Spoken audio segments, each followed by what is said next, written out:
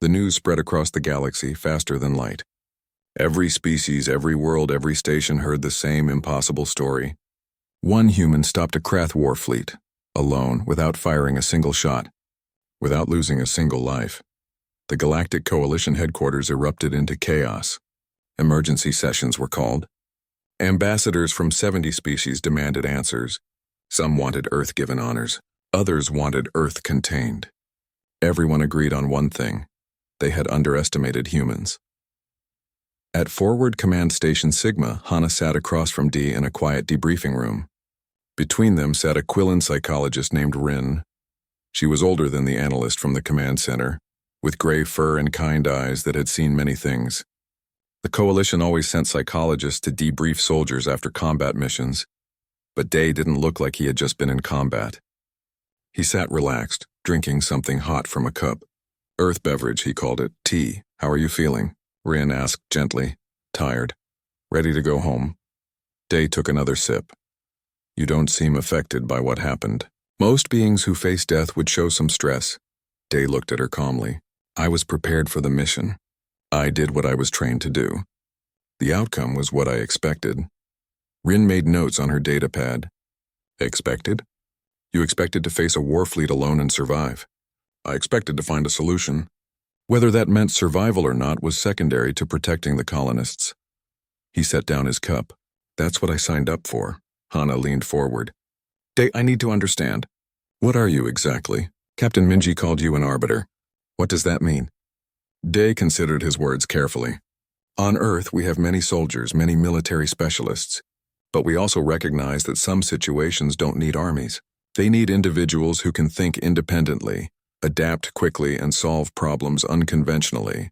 Arbiters are trained for impossible situations. We go where fleets can't. We do what conventional forces can't. How many of you are there?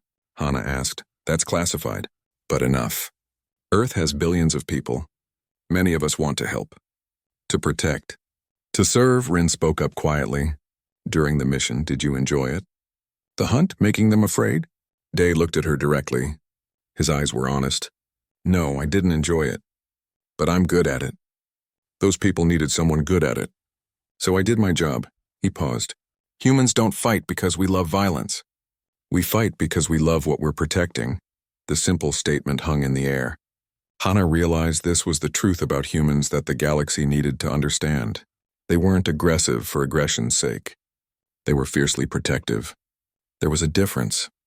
Over the next 3 days, Day was interviewed by dozens of Coalition officials. Military strategists wanted to know his tactics. Diplomats wanted to understand his negotiation methods.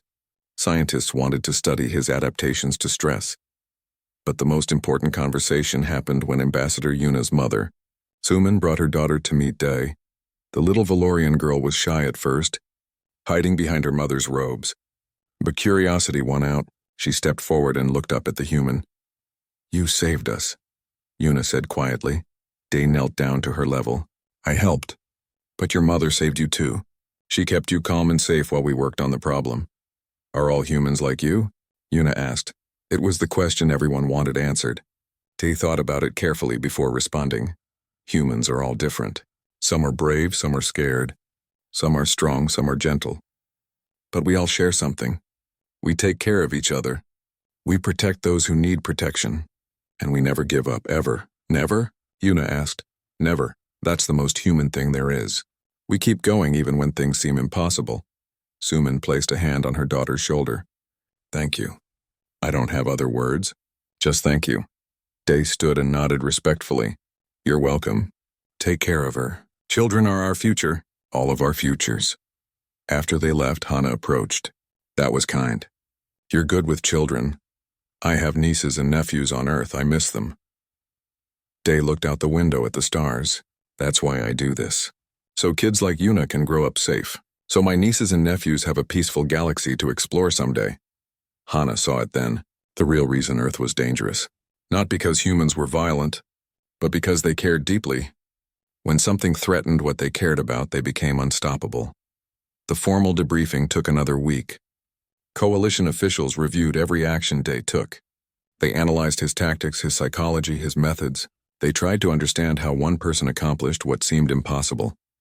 During one session, a military commander named General Kyung asked the question everyone was thinking. Your bioweapon threat. Was it real? Did you actually reprogram their weapons to target Krath DNA? The room went silent. Everyone leaned forward. Day smiled slightly. What do you think? I think it doesn't matter, Kyung said slowly. Because they believed you. That's what matters. Exactly.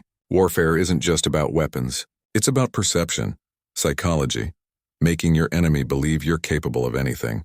And humans are capable of a lot when properly motivated. But was it real? Kyung pressed. Day looked at him steadily. If it wasn't real, they would have called my bluff. They didn't. That tells you what you need to know. He never gave a direct answer, and somehow that made it more frightening. Finally, after all the debriefings and interviews and questions, Hana visited Day one last time before he left. They stood in the same docking bay where he had arrived 2 weeks ago. The Coalition Council is meeting to discuss Earth's status, Hana said. Some want to give you full membership. Others want restrictions. Everyone is afraid. Afraid of what? Day asked. Of what happens when humanity decides it wants more than just a seat at the table. You're survivors, conquerors of your own world. What if you decide to conquer others? Day shook his head. Ambassador, we didn't join the coalition to conquer it. We joined because we were tired of being alone. For millions of years, humans were the only intelligent species we knew. We looked at the stars and wondered if anyone else was out there. When we finally found you, found all of you, it was the greatest moment in our history. But you're so capable, so dangerous. Yes, we are. And we'll never apologize for that. Survival made us strong. But survival also taught us the value of cooperation, of community, of protecting each other. He looked at her seriously. Hana, Earth doesn't want to rule the galaxy. We want to be part of it, to contribute, to help. But we remember what it takes to survive. And we'll never forget that lesson. What lesson? That peace is worth fighting for. That innocents deserve protection, and that the strong should defend the weak, not prey on them. Dee extended his hand in the human gesture of friendship. We want to be your allies, your friends, but we need you to trust us. Can you do that? Hana looked at his hand. She thought about everything she had witnessed. One human saving 3,000 lives. One human showing mercy to enemies. One human fighting not for glory, but for protection. She took his hand. I'll try. I'll speak for Earth in the Council. I'll tell them what I've learned. What have you learned? That Deathworlders aren't monsters. They're survivors who learn to care deeply, and that makes them the best allies anyone could ask for. Day smiled genuinely this time. Thank you, Ambassador. That means more than you know. He boarded his ship and departed. Hana watched until he disappeared from sensors. Then she returned to her office and began writing her report to the Coalition Council. She wrote about human capabilities, about their psychology, about their methods, but mostly she wrote about their hearts. Humans were dangerous, yes, but they were dangerous in service of protection. They were fierce, but fierce in defense of the innocent. They were capable of incredible violence, but only when necessary. The galaxy needed to understand. Earth wasn't a threat. Earth was a guardian, and the Coalition needed guardians. 6 months later, the Council voted. Earth was given full membership, full rights, full recognition, and a new designation, Protectorate Species. When threats emerged, when colonies were in danger, when conventional forces failed, the Coalition would call Earth. They would send humans, and the galaxy would learn to speak a new phrase in every language. The humans are coming. For the innocent, it meant hope. For the hostile, it meant justice, and for humanity, it meant finally having a purpose in the vast, cold, beautiful galaxy they had dreamed of reaching for so long. They would be protectors, guardians, arbiters of peace, because that's what survivors do when they finally find something worth protecting. They protect it with everything they have. The communication channel crackled with tension. Every screen in the Coalition Command Center showed the same thing. On one side, Warlord Thek sat in his command chair, scales dark red against the harsh lighting of his warship. On the other side, Day stood in his small ship, relaxed and calm. Hana had ordered every available officer to the command center. This wasn't just a negotiation. This was a test. Would humanity's methods work, or would they fail and doom 3,000 people? Thek spoke first. His voice was deep and filled with barely controlled rage. You are bold, human, or foolish, perhaps both. You sneak onto my ships like a parasite.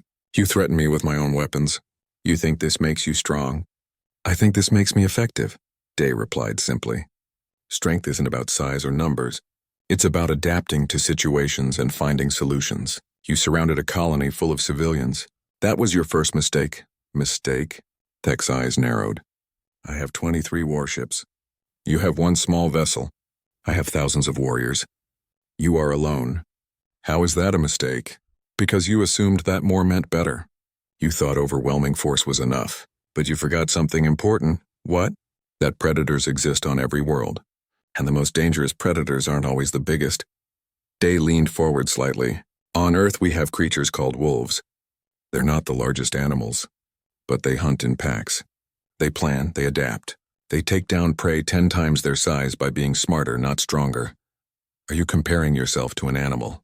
Thek growled. I'm explaining that humans understand hunting because we've been both hunter and prey. We learned survival from a world that gave us no choice. Tell me, Warlord Thek, how many times has your species faced extinction? Thek said nothing. Hana understood why. The Krath evolved on a harsh world, but they were always apex predators. They never had to learn desperate survival. Day continued. Humans almost went extinct at least 6 times, ice ages. Volcanic eruptions, disease, starvation.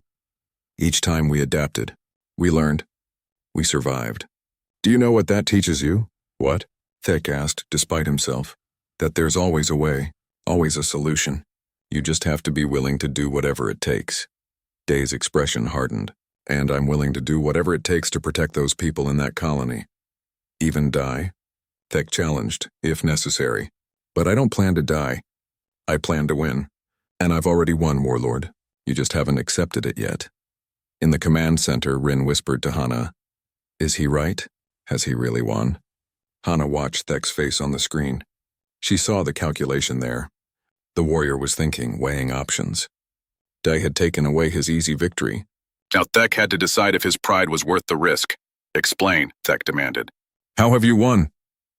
Simple math, Day said. Option 1. You attack the colony. I release the bioweapons. Your entire fleet dies. The colony dies. Nobody wins. Option 2. You try to kill me. Maybe you succeed. But I've programmed the release to happen automatically if my heart stops. Your fleet still dies. Option 3. You leave peacefully. Everyone lives. You can tell your people you chose mercy. They might even respect you for it. Mercy? Thek spat the word like poison. The Krath don't show mercy. Then call it tactical retreat. Call it strategy. I don't care what words you use. But if you're as smart as your reputation suggests, you'll take the option that lets you keep breathing. Thek stood from his chair, his massive form filling the screen. You dare speak to me like this? I have conquered worlds, and I'm from a world that conquered us first. We learned. That's the difference. Day's voice remained calm. You want to test me? Go ahead. But understand something, Warlord. I didn't come here to fight you. I came here to save innocent people. If you force me to choose between your life and theirs, I won't hesitate. The two stared at each other through the screens. Predator and predator. Warrior and soldier.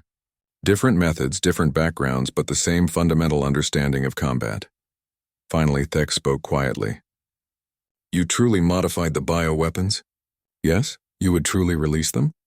Without hesitation. Even though it would mean war between your species and mine? Day shook his head. No.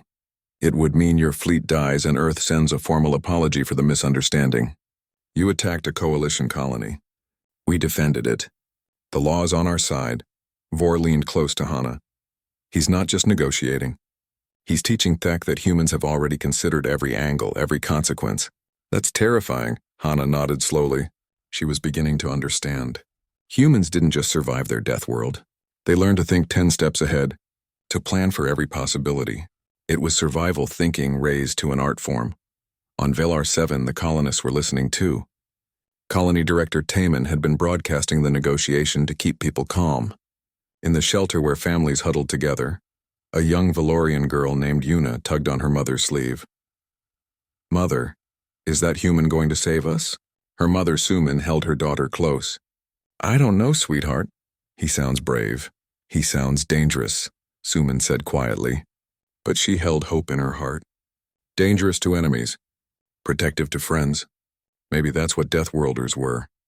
Back in the negotiation, Thek sat down again. His posture had changed. Less aggressive. More thoughtful. Tell me about Earth, he said. The question surprised everyone. Hana leaned forward. Why would the warlord ask about Earth now? Dee seemed surprised too, but answered. What do you want to know? You said your species almost went extinct multiple times. You said your world is harsh. Yet you survived. How? Cooperation, intelligence, stubbornness. Day smiled slightly. We're pack animals, warlord. We protect our own. When one human is threatened, others come. When innocents suffer, we don't calculate odds. We act. That's what I'm doing now. Those people down there include humans, yes, but also Valorians, Quillen, Tresh, and 9 other species. I would do this for any of them. Why? Thek asked. The question wasn't challenging. It was genuine curiosity. Because that's what civilization means. Protecting those who can't protect themselves. Creating communities where everyone is safe. Your way is conquest. Our way is cooperation. And in the long run, our way is stronger. Thek was silent for a long moment. When he spoke again, his voice had changed. Less angry. More calculating. If I withdraw my fleet, how do I know you won't attack us? I give you my word. And humans keep their word. It's another survival trait. Trust is valuable. Breaking it is expensive. Your word, Thek repeated. The word of one human against my warrior's honor. The word of one human backed by billions more. And backed by the truth that this doesn't have to be a fight. You can leave with honor intact. Tell your people you chose a tactical retreat because the situation changed, because an unknown element entered the equation. That's not weakness. That's wisdom. Hana watched Thek's face. She saw the moment he made his decision. His shoulders relaxed slightly. His expression shifted from rage to resignation. You are a strange species, humans, Thek said finally. Weak in body but strong in mind. Small in numbers here but vast in potential. I will remember this day. I will remember Earth. And I will tell my people about the Deathworlders who fight not with claws or weapons but with cunning and determination. Does that mean you're withdrawing? Day asked. Yes, but understand this human called Day. If we meet again, things may be different. If we meet again, Day said quietly, I hope it's as allies, not enemies. The galaxy is big enough for both our species. Thek stood and gave a small bow, a gesture of respect in Krath culture. Perhaps. We shall see. The communication ended. For a moment, nobody in the command center moved. Then sensors showed movement. The Krath fleet was changing formation, breaking orbit, preparing to jump to hyperspace. One by one, 23 warships vanished from sensors. The siege was over. Hana exhaled a breath she didn't know she was holding. Around her, officers began to cheer. They had witnessed the impossible.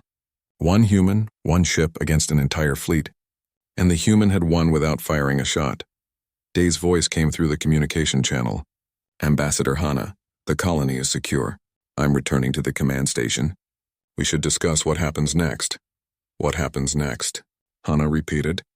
You just saved 3,000 lives. What more is there? We need to talk about what this means, Day said. Because the galaxy just learned something about Earth, and I think that changes everything. The Coalition Command Center was silent except for the soft beeping of sensors. Every officer watched the main screen, tracking Day's ship as it approached the Krath fleet. Hana sat forward in her chair, hands gripped together. He's entering their sensor range now, Rin reported quietly. They should detect him any second. But seconds passed, then minutes. Day's ship moved closer to the massive Krath warships and somehow they didn't react. Are their sensors broken? Vor asked. No, a technician answered. They're active and scanning. But look at his trajectory. He's using the debris field from the old mining operations. The rocks are blocking their view. Hana watched in amazement as Day's small ship wove through space, using every asteroid and piece of debris as cover. He moved like he knew exactly where every sensor was pointed, staying in the blind spots. It was navigation that should have been impossible. The gravitational forces from so many large rocks should have torn his ship apart. How is he doing that? Rin whispered. Humans, Vor said slowly, come from a high-gravity world. Perhaps their reaction times are faster than ours, their calculations quicker. Day's ship slipped past the outer ring of Krath vessels without being detected. Then he did something unexpected. Instead of heading toward the colony, he veered away, moving toward Velar 7's largest moon. "What is he doing?" Hana demanded. "The colony is in the other direction." "I don't know, Ambassador. He's landing on the dark side of the moon." For 20 minutes there was nothing. No movement. No signals. Day's ship sat on the moon's surface, completely dark and silent. Then the Krath fleet started having problems. It began small. A patrol ship on the outer edge reported engine trouble. They sent distress signals to the main fleet. But before anyone could reach them, the ship went dark. No explosion, no damage visible on sensors. Just silence. Warlord. Thek's voice came over intercepted communications. "Send a team to investigate." Another ship moved toward the silent patrol vessel. The team boarded, weapons ready. Minutes later, their panicked voices came through. "They're all dead. The crew, all of them. No marks. No wounds. What killed them?" Before they could investigate further, their ship's systems started failing. Lights flickered. Life support struggled. They evacuated quickly, returning to the main fleet. "What's happening?" Thek demanded. No one had answers. 2 ships disabled in less than an hour. In the command center, Hana and her officers watched in confusion and growing awe. Day hadn't fired a single weapon. He hadn't attacked openly. But the Krath fleet was starting to panic. "Pull up communications from the Krath," Hana ordered. "I want to hear what they're saying." The next few hours revealed Day's strategy. He wasn't fighting like a soldier. He was hunting like a predator.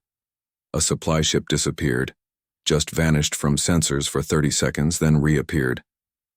But when the Krath checked it, all their weapons had been sabotaged. Useless. A command vessel lost power for 5 minutes. When it came back online, their computer systems were playing strange sounds. Music, the Krath reported. Loud, rhythmic, aggressive music, Earth music, war songs, and written in their own language on every screen in the ship was a message. "You hunt the weak. Now you are hunted." The Krath warriors, apex predators who had conquered 17 worlds, started to feel something they had never experienced before. Fear. Thek ordered his fleet into tight defensive formations. "Find this human. Destroy him." But they couldn't find him. Day moved like a ghost. He appeared, struck, and vanished before they could respond. He hacked their communications to play his messages. He disabled their weapons. He cut their supply lines. And he left no survivors to explain how he did it. Rin pulled up a tactical analysis. "Ambassador, he's not trying to destroy them, he's making them afraid. Look at their formation. They've pulled back from the colony. They're focused on defending themselves now, not attacking." Hana realized the truth. Day was using psychology. The Krath valued strength and despised fear. By making them feel hunted, he was destroying their confidence, their honor. On the 3rd day, Day made his boldest move. The flagship, Warlord Thek's personal command vessel, the largest and most heavily armed ship in the fleet. Sensors showed life support fluctuating, then failing completely for 30 seconds before backups kicked in. Thek's roar echoed through intercepted communications. "He was here! Inside my ship! Find him! Kill him!" But Day was already gone, and he left something behind.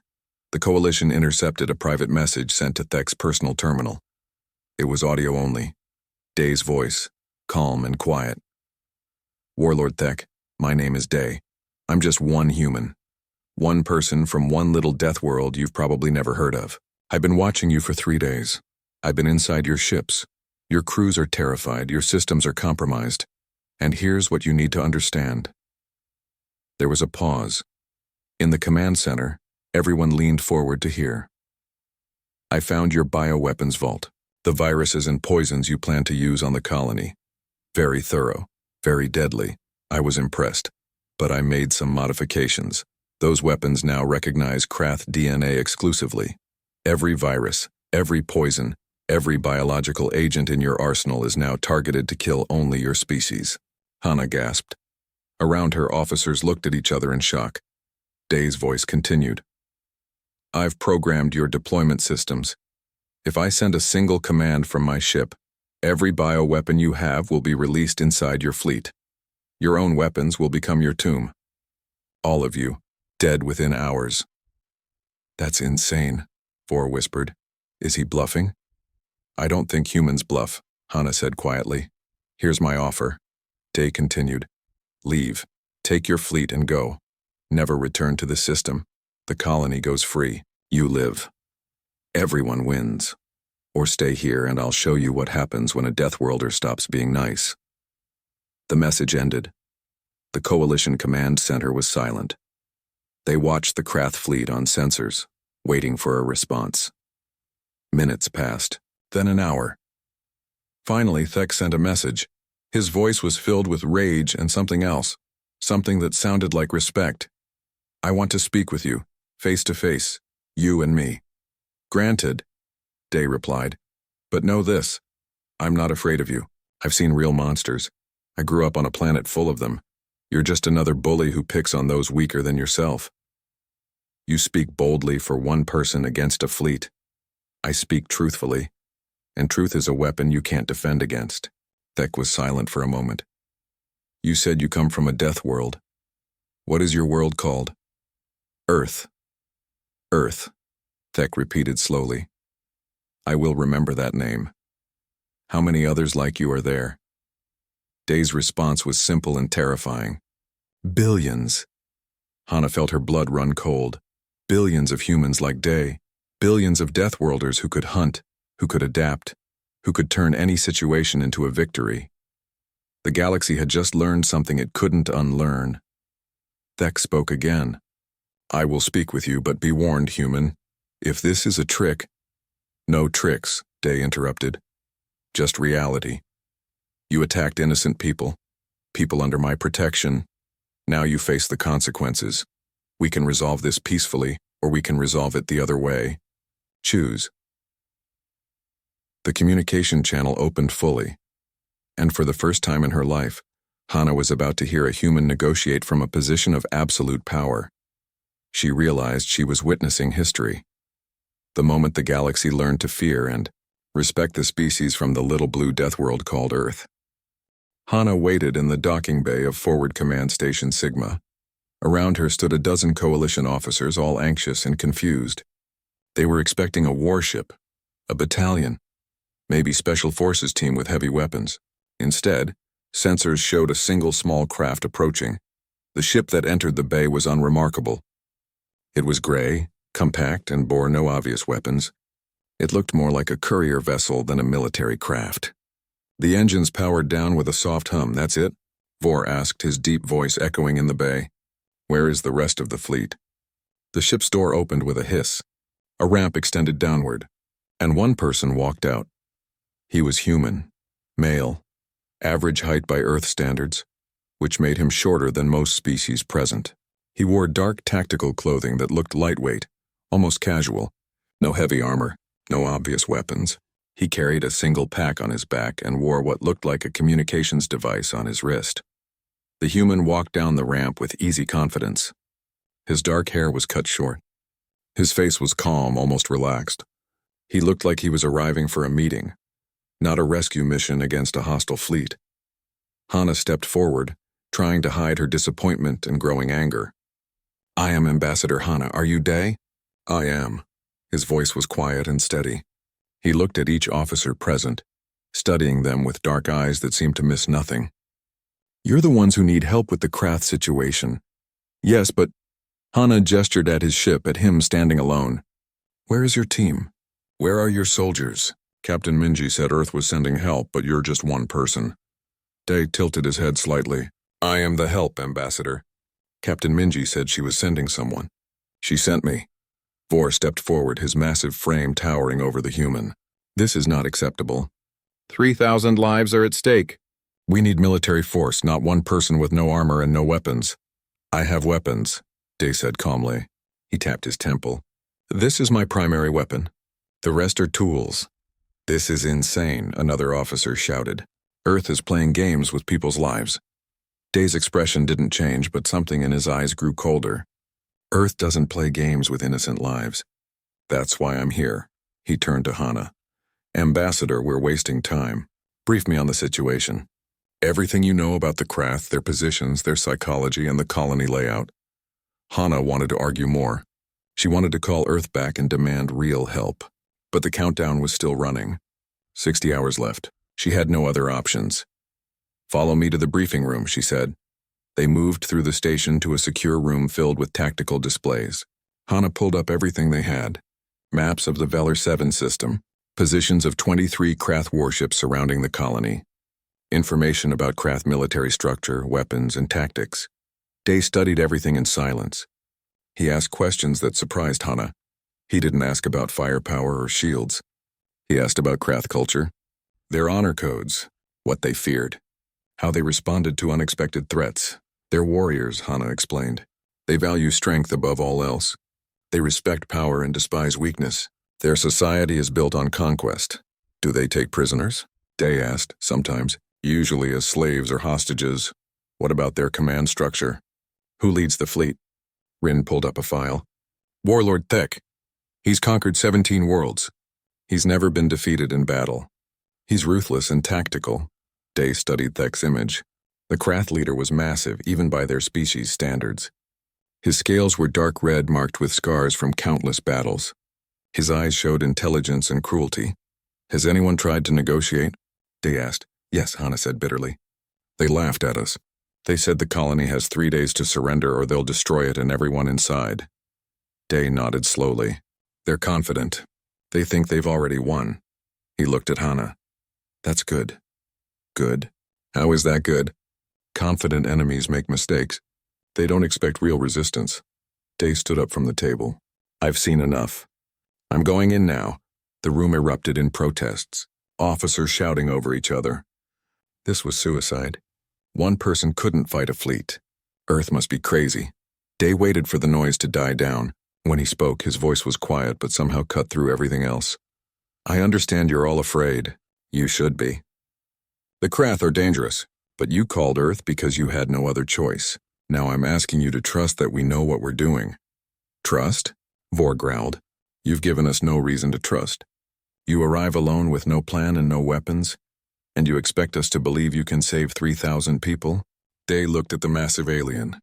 I don't need you to believe in me. I need you to stay out of my way and let me work. Can you do that? Before anyone could answer, Day turned to Hana. I'll need access to your sensor network so you can track what happens. I'll maintain radio silence unless I need information. If the Krath try to contact you, stall them. Don't let them know I'm coming. This is madness, Hana whispered. You're going to die and then 3,000 people will die and it will be my fault for trusting Earth. For the first time, Day smiled. It wasn't a warm smile. It was the kind of smile that made Hana's blood run cold. Ambassador, humans come from a world that tried to kill us every day for millions of years.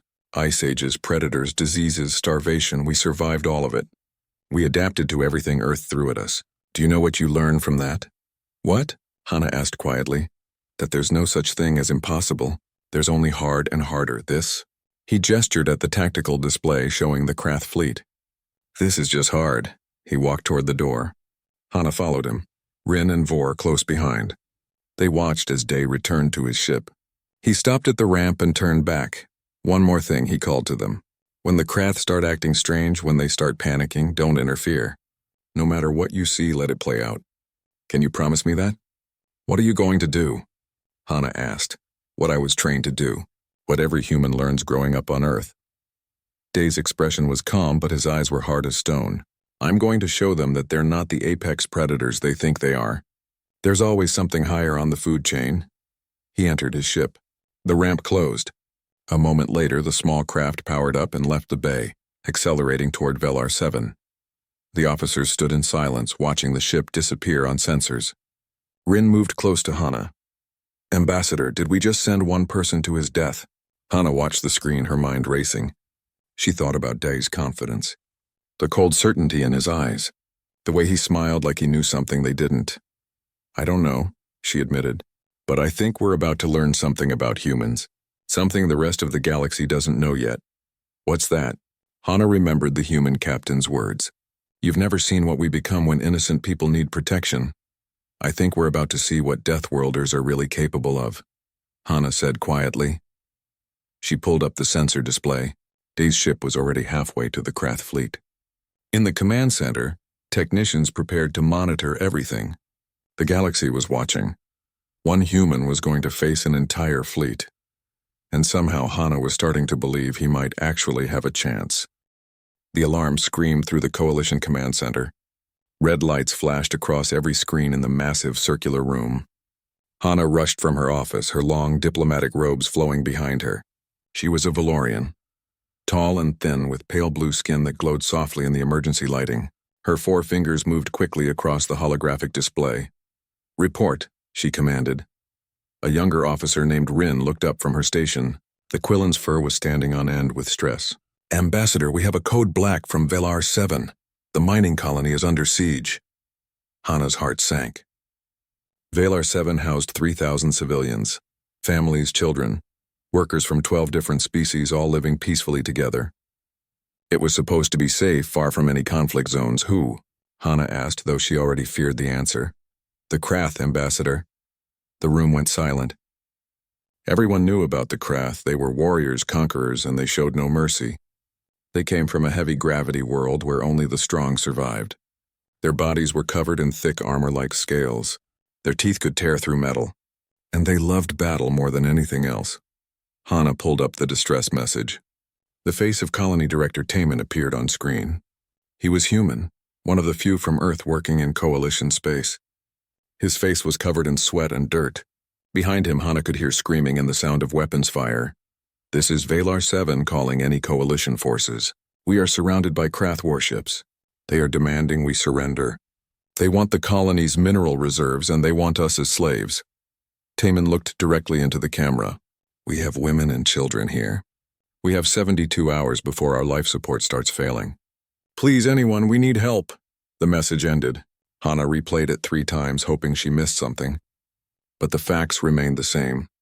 3,000 innocent people would die in 3 days unless someone helped them. "Where is the nearest Coalition fleet?" Hana asked. The tactical officer, a large creature called Vor, checked his displays. "The 5th fleet is 6 days away at maximum speed." 6 days, Hana whispered. "They need help in 3. Rin spoke up quietly. "What about a strike team?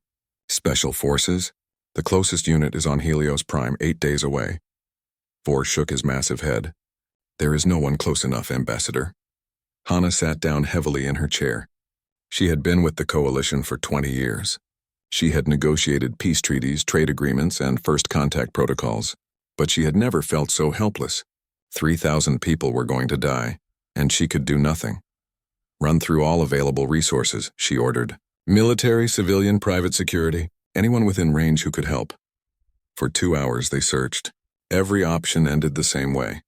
Too far, too slow, not enough time. Finally, a junior analyst named Yoon spoke up. He was also Valorian, fresh from the academy. "Ambassador, there is one possibility, but you're not going to like it. Tell me." "There's a species within range, a newly admitted Coalition member. Their space is only 12 hours from Velar 7. Hana felt hope rise in her chest.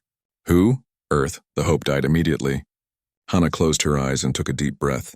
Earth, the death world, the planet that should never have produced intelligent life, where the gravity crushed, the weather killed, and the native predators hunted in packs. And somehow humans thrived there. The Coalition had only accepted Earth into membership 6 months ago. It was controversial. Many species thought humans were too dangerous, too aggressive, too unpredictable. They came from a world classified as Class 12 Death World, one of the most hostile environments ever discovered.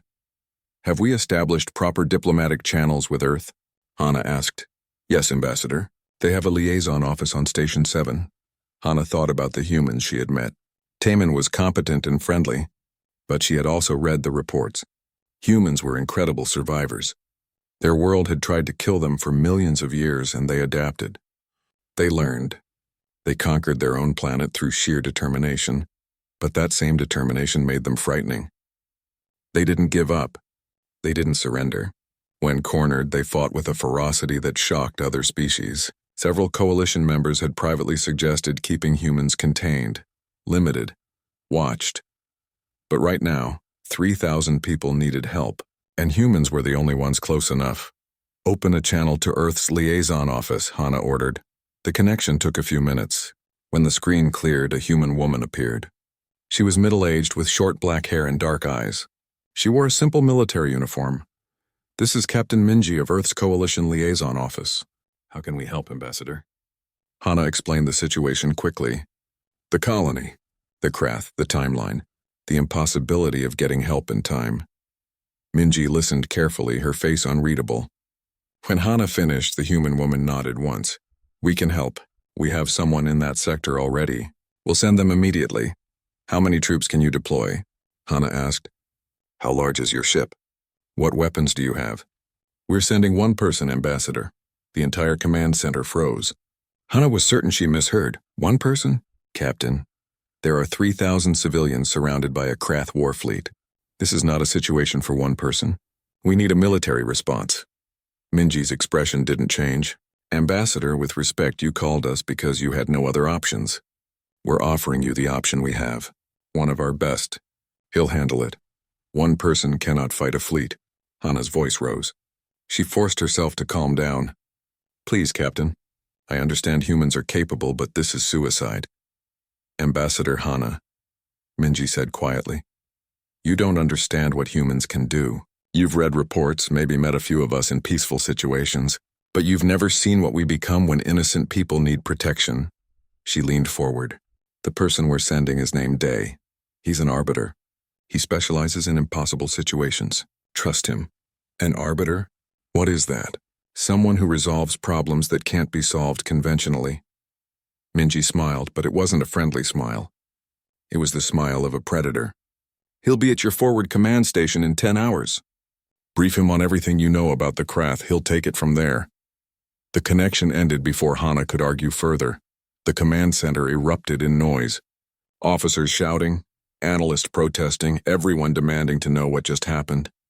Earth was sending one person to fight an entire fleet. It was insane. Rin approached Hana's station. "Ambassador, what do we do?" Hana stared at the dark screen where Minji's face had been. She thought about the human captain's confidence, the absolute certainty in her voice. Either humans were delusional or they knew something the rest of the galaxy didn't.